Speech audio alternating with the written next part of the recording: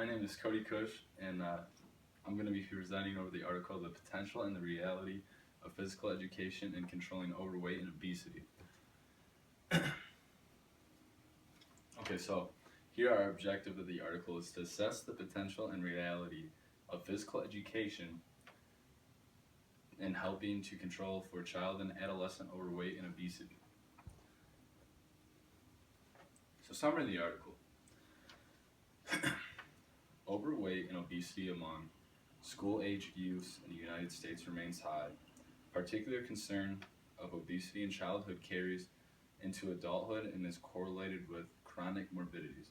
The prevalence of type 2 diabetes and metabolic syndrome during childhood is increasing daily and affecting students. Engaging in physical activity is an approach used to help and try to prevent childhood obesity. Schools have long been identified as important venues for provisions of physical activity. Physical education is a mandated curriculum area in 43 states for elementary grades, 41 for middle schools, and 44 for high schools. Includes physical activity during class time, and is considered a public health resource for preventing overweight and obesity. Numerous health organizations and publications, including Healthy People 2020, recommend daily physical education. Only 19 of 50 states reported having policies identifying the frequency of delivering and specific number of minutes for physical education. Childhood longitudinal studies showed that physical education reduced body mass index amongst first grade girls who were overweight or at risk for overweight kindergartners, and reduced the probability of obesity among fifth grade boys.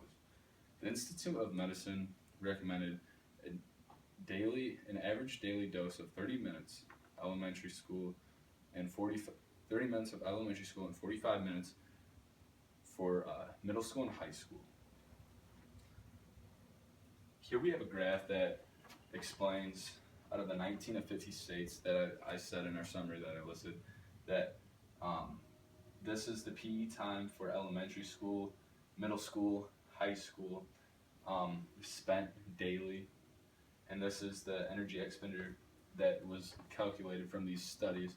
Not all states give feedback, but here's just a little graph shown in the article that explains all these numbers that I said or stated in the summary. So a personal standpoint that I have on this is that physical education should be taken more serious in schools. Out of that study, only 19, and not even all 19 of those states, gave feedback of their physical education and the energy expenditure that students are allowing or giving in activity and classes, in physical education class, and that maybe more states should be taking the initiative of tracking these students by tracking them to see how much energy or how well they're doing in their physical education classes, because maybe that could help if they're taking it a little more serious, that it could help decrease the obesity and overweight of students being overweight at a younger ages. Also tracking students from grade to grade. If you track students with their weight from grade to grade to see if they're increasing a substantial amount, maybe go into cafeterias and see what they're eating, so on and so forth. And here we have my quote that I used from the article that said, physical education is mandated curriculum area in 43 states for elementary grades, 41 for middle school, 44 for high schools, and includes physical activity during class time and is considered a public health resource for preventing overweight and obesity.